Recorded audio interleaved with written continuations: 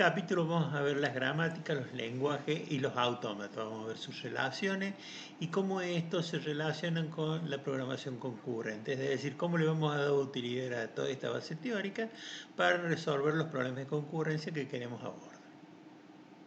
La bibliografía que hemos usado para construir este apunte es la teoría de autómatas y lenguajes formales de Jurado Málaga y lenguajes y gramática y autómatas en procesadores de lenguaje de Cueva. El material tiene todos los temas que abordamos y lo tiene de una manera de un nivel bastante adecuado y bastante sencillo, por lo que es muy recomendable su lectura. Lo que vamos a ver en esta sección del curso son los siguientes. Primero vamos a comenzar con una motivación, es decir, qué nos motiva a ver los lenguajes, los autómatas y las gramáticas y qué relaciones tiene con el tipo de trabajos que nosotros queremos abordar. Vamos a ver una introducción en donde vamos después a ver las definiciones previas, es decir, todas las definiciones que vamos a usar a lo largo de este desarrollo. Y entonces vamos a pasar a ver qué es lo que es una gramática y su definición, qué son los autómatas y su definición, y los lenguajes formales. En cada uno de estos puntos vamos a hacer un pequeño avance como para ir dándonos cuenta de qué significa cada una de estas definiciones o de estos postulados y cómo se usan ellos. Después en el capítulo 6 vamos a ver las correspondencias entre gramáticas y lenguaje. Pasaremos a ver las expresiones regulares, las autómatas, una definición formal. Vamos a ver algunos ejemplos como las máquinas de Moore y la de Merle.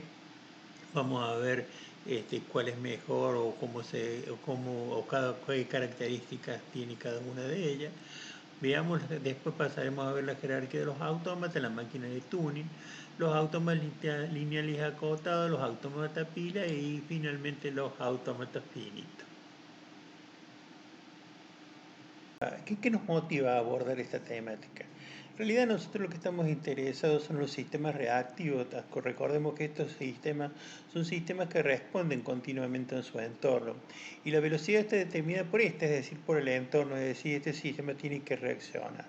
La mayoría de los sistemas embebidos en tiempo real, ¿no es cierto?, o de control o de supervisión de procesos de señales o de protocolos de comunicaciones, interfaces de máquina, son este tipo de sistemas, son sistemas reactivos.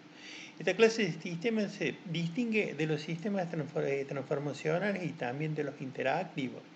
Los sistemas transformacionales realizan cálculos cuyas salidas están disponibles al finalizar la ejecución. Cuando termina el estado del sistema no es significativo, es decir, el estado no es significativo, lo que me interesa a mí es el resultado que ya obtuve. Es decir, que ni el estado inicial ni el estado final del sistema era lo significativo, sino que lo que es significativo era el cálculo que yo había hecho.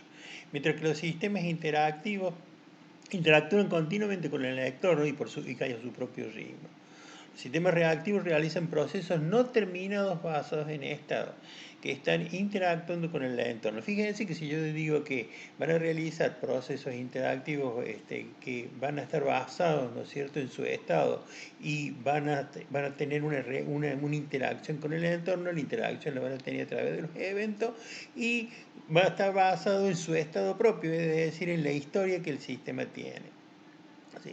Puede estar sujeto a requisitos rigurosos de tiempo, es decir, nosotros ante un evento necesitamos realizar una reacción en un tiempo determinado, y esto es importante. Entonces, ¿cómo va a ser la propuesta de nuestra solución? La propuesta de nuestra solución va a ser una arquitectura dirigida por eventos. Este patrón, esta arquitectura de software, está impulsada por la producción, detección, consumo y reacción de los eventos. Formalmente, lo que se produce y es publicado y propagado, detectado o consumido es un mensaje. Es un mensaje, una notificación del evento. Es decir, ha ocurrido el evento y el sistema lo va a recibir. De acuerdo a su estado y de acuerdo al momento en que recibe este evento, el sistema va a reaccionar. Entonces, en realidad, el hecho de que quién generó el evento y demás, en el momento no nos interesa. Nosotros ya tenemos una idea de cómo, entonces tenemos un algoritmo de cómo vamos a reaccionar a ese evento.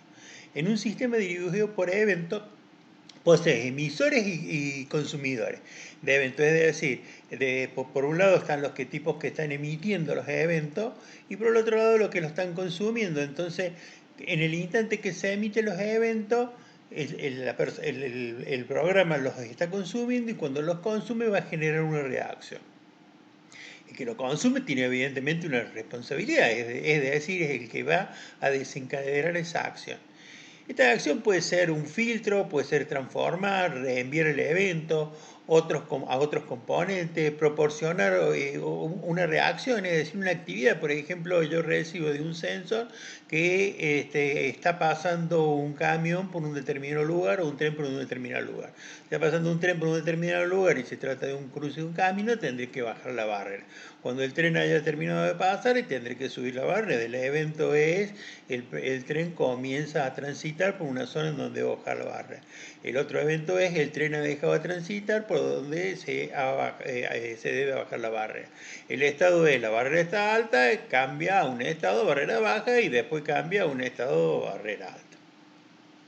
Los EDA, o sea, los patrones de estas arquitecturas dirigidas por eventos, en su mayor grado es una arquitectura de reacción, debido a que está diseñada para entornos no predecibles o asíncronos. Es decir, estas arquitecturas facilitan este tipo de sistemas, la solución de este tipo de sistemas.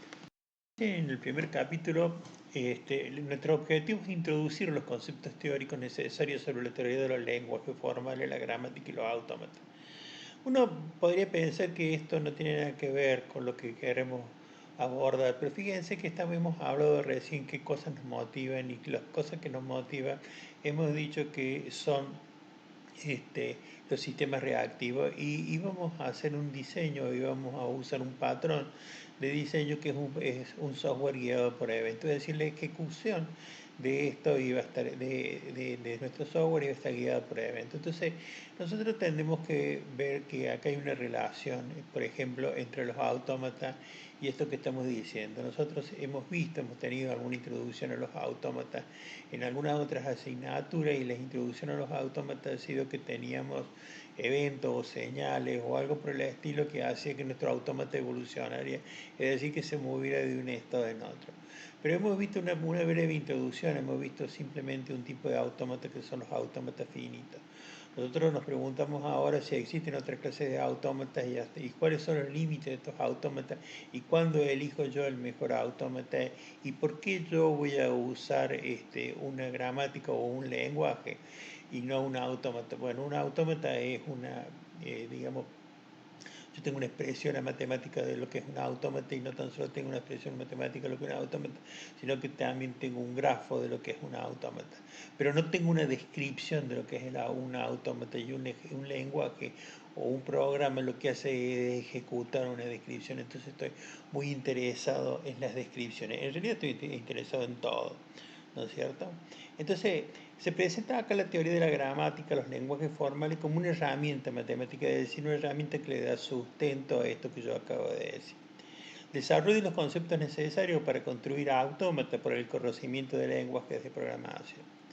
Históricamente esto, ¿no es cierto?, los lenguajes formales tiene su origen en un campo que es el campo de la lingüística y no justamente en el campo de la informática. Quien introdujo esto fue Chomsky. La lingüista de los llamados escuelas estructurales americanas había elaborado por los años 50 algunas ideas informales acerca de la gramática, es decir, los tipos estaban interesados en darle un soporte teórico a nuestro lenguaje, a nuestra habla. Se entiende por gramática universal una gramática que caracterice las propiedades generales de cualquier lenguaje humano, es decir, lo primero que nosotros dijimos es, ¿cómo puedo yo hacer un lenguaje humano? El primer trabajo, ¿no es cierto?, serio sobre esto, el primer trabajo profundo sobre esto, sobre la lengua, fue el de Chomsky. El concepto de gramática formal adquirió gran importancia, ¿no es cierto?, en los lenguajes de programación. Concretamente, se definió con su teoría de sintaxis en el lenguaje ALGOL, o sea, ahí es cuando fue introducida, acuérdense que fue Distran el que estaba en esto. Lo que hemos dicho, además está de decir que la importancia que tiene esta teoría de los lenguajes y de los autómatas, ¿no? Pero tiene gran importancia porque se aplica en un montón de campos distintos de la informática. Por ejemplo, la inteligencia artificial la informática teórica, el procesamiento de lenguajes naturales, compresión, generación y traducción de información o de lenguaje, conocimiento del habla, los sistemas reactivos, específicamente lo que nosotros estamos tratando de abordar. La teoría de los lenguajes y las gramáticas formales tiene una relación directa con la teoría de los autómatas. Entonces, lo que nosotros queremos poner, lo que queremos mostrar, es que hay un homomorfismo entre la teoría, entre los lenguajes y la gramática y la teoría de los autómatas, ¿no? Existe un isomorfismo, perdón. La teoría de los autómatas proviene del campo de la ingeniería eléctrica. El que profundizó sobre esto fue Shannon. Shannon fue una persona muy destacada, o sea, fue un ingeniero y un matemático, o sea, no tan solo un ingeniero, sino que también era matemático americano. Es muy importante el trabajo de Shannon en todo lo que es la codificación y demás. Por ejemplo, en todo lo que es las comunicaciones de PD Spectrum, él ha sido el que ha fundado o el que ha hecho toda la matemática y también la de los autómatas. Bueno, fijémonos, continuando con esta introducción, ¿no es cierto? Eh, Más específicamente, ¿en qué campos de aplicación los autómatas nos interesan? Recordemos que los autómatas son sistemas que reciben información y la transforman, producen otra información, es decir, tengo una información de entrada, esa información de entrada son los eventos, esos eventos producen una reacción de acuerdo al estado y el momento en que lleguen, y esa reacción produce otra información que son las salidas de esto.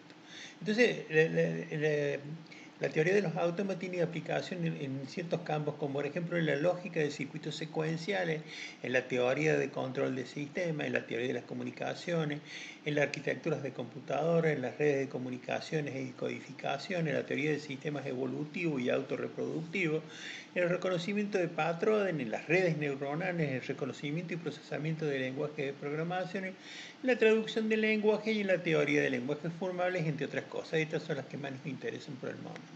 Para comenzar, veamos algunas definiciones previas que vamos a necesitar en la gramática y bueno, en todos estos temas. Primero, los símbolos. Es una entidad abstracta que no se va a definir, pues se deja como si fuera un axioma, de hecho es un axioma. Normalmente los símbolos son letras A, B, C, D, Z, dígitos 0, 1, 2, otros caracteres más por signo de interrogación. Pero no nos olvidemos que también los símbolos podrían ser formados por varias letras, es decir, yo podría poner un símbolo, qué sé yo, IP, para hacer referencia a un tipo de comunicaciones o lo que sea. Entonces, los símbolos también podrían ser un conjunto de letras o un dibujito, lo que me haga falta, digamos, o lo que se necesite. El vocabulario del alfabeto es un conjunto finito de símbolos, es decir, yo tengo un conjunto, pues si estoy diciendo la palabra conjunto, estoy diciendo que los elementos que están adentro de él no se van a repetir, pero es un conjunto finito y también no vacío, es decir, que no estoy diciendo que está vacío, sino que algún símbolo tiene que tener. Para definir un símbolo A que pertenece a un alfabeto B, se utiliza A pertenece a B, yo he dicho que un conjunto, entonces un elemento de un conjunto. Los alfabetos se definen por enumeración de los símbolos que contienen, es decir, por ejemplo, yo tengo el ASCII, entonces yo los tengo enumerados todos los símbolos que este alfabeto contiene, entonces el ASCII evidentemente es un alfabeto, el ABCD es un alfabeto similar al ASCII que lo usa IBM. La cadena es una secuencia finita de símbolos, es decir, yo formo una cadena, tomo un conjunto de símbolos, lo pongo uno a continuación del otro, y esto es una cadena. Para la cadena es importante el orden que tengan los símbolos. Y también es importante la longitud de la cadena, es decir, el número de símbolos. Yo para representar la longitud de una cadena la pongo entre dos barritas, así como si fuera un valor absoluto. Por ejemplo, esta tiene 4 símbolos. Y después tengo 4 y acá yo tengo A, el signo más, el 2, el por y la B. Entonces tengo 5 símbolos. La cadena vacía evidentemente es una cadena que tiene longitud 0, pero no es lo mismo que una cadena nula, entonces la represento con un símbolo que es el lambda. Acordemos que usamos la palabra axioma. La palabra axioma es una preposición o un enunciado tan evidente que no consideramos que se requiera demostrar. Eso es todo. Con otras definiciones, por ejemplo, concatenación de cadenas, sean dos cadenas, alfa y beta, cualesquiera se denomina una concatenación de alfa y beta una nueva cadena, ¿no es cierto? Fíjense que hemos colocado alfa, beta, que está constituida por los símbolos de alfa seguido por los símbolos de beta. También hemos definido el elemento nulo, entonces en la concatenación de las cadenas se va a cumplir que alfa concatenado con lambda es igual a lambda concatenado con alfa y es igual a alfa dado que es el elemento nulo. ¿Sí? Fíjense que cuando vieron álgebra de Boole, vieron esto del elemento nulo para cada una de las operaciones, entonces las operaciones tienen un elemento nulo. Universo del discurso. El universo del discurso es el conjunto de todas las cadenas que se pueden formar con los símbolos del alfabeto. Entonces, todas las cadenas que yo pueda formar, evidentemente va a ser infinito, porque todas las cadenas que se puedan formar van a ser infinitas. Entonces, B se denomina el universo del discurso de B y se representa por una W de B. Evidentemente, W de B es un conjunto infinito. La cadena vacía pertenece a W, ¿no es cierto? Entonces se llama cierre o clausura del alfabeto.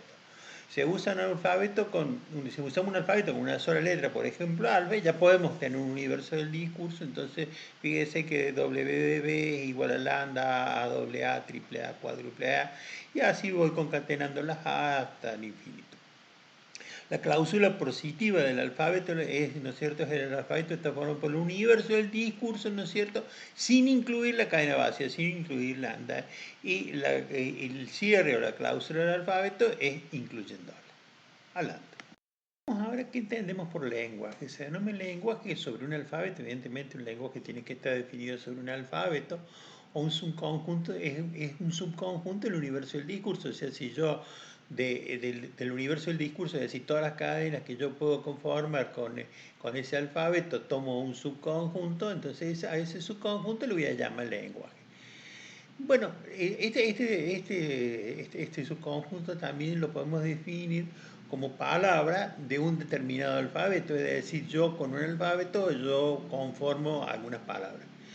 Aquí puede pensarse que los lenguajes se pueden definir por enumeración de las cadenas, lo cual evidentemente en el lenguaje natural pasa, porque tenemos un diccionario y en el diccionario lo que hemos hecho ha sido enumerar las palabras. Pero nosotros en realidad también estamos interesados, ¿no es cierto?, en definir los lenguajes de otra forma, de alguna forma más formal, es decir, de alguna forma mucho más compacta, ¿no? Este método, ¿no es cierto?, de inferencia en muchos casos sería imposible, es decir, no puedo andar con un diccionario de 1.000.000 de palabras con algo, si yo encuentro una fórmula para hacerlo, mejor. Los lenguajes se definen por las propiedades que cumplen las cadenas del lenguaje. Entonces, lo que tenemos que hacer es decir, che, mira, vamos a ver las propiedades que tiene. Por ejemplo, acá hay un claro ejemplo, ¿no? Que un palíndromo. Entonces, el palíndromo es una cadena que tiene los mismos símbolos iniciales que los símbolos finales. Entonces, fijémonos que, bueno, evidentemente lambda, la cadena vacía, después 0, el signo inicial y el final es el mismo, lo mismo que con 1, después 0, 0, 1, 1, 0, 1, 0, y así sucesivamente, ¿no? Y después tenemos el lenguaje vacío, el lenguaje que no tiene ningún símbolo. El lenguaje vacío no debe confundirse con un lenguaje que contenga una sola cadena, o que sea la cadena vacía, es decir, no es que tenga lambda, no tiene cadena, ya que el número de elementos, la cardinalidad de estos dos conjuntos es diferente, es decir, la cardinalidad del lenguaje, el lenguaje vacío es 0 y la cardinalidad del lenguaje que tenga la lambda es 1. Bueno, definimos dos cosas más, que son la gramática y los autómatas. La gramática es un ente formal para explicar de una forma finita el conjunto de cadenas de símbolos que constituyen un lenguaje. Es decir, yo de alguna forma tengo que definir cuáles son todos los símbolos que constituyen este lenguaje. Y los autómatas, un autómata es una construcción lógica que recibe una entrada y produce una salida en función de todo lo recibido hasta ese instante. En el caso de los procesadores del lenguaje, un autómata es una construcción lógica que recibe como entrada una cadena de símbolos y produce una salida indicando si dicha cadena pertenece o no a un determinado lenguaje. Entonces fíjense que lo que hemos hecho ha sido determinar cuáles elementos pertenecen al lenguaje. Es decir, nosotros tenemos todo el universo del discurso, lo hacemos pasar por adentro del autómata y el autómata dice, che, este pertenece al lenguaje, este no pertenece al lenguaje, ¿no? Intuitivamente, una gramática es un conjunto de reglas para formar correctamente las frases de un lenguaje. Por ejemplo, la gramática del castellano o cualquier idioma nos permite hacer esto, identificar cuando una frase es sintácticamente correcta. Juan es un buen estudiante, que no es lo mismo que decir, es un Juan estudiante bueno, evidentemente no. Genera todas las posibles frases sintácticamente correctas. Esto lo hace la gramática, es decir, la gramática es la que me permite a mí generar el lenguaje. En este apartado estudiaremos las gramáticas formales generadoras de lenguaje.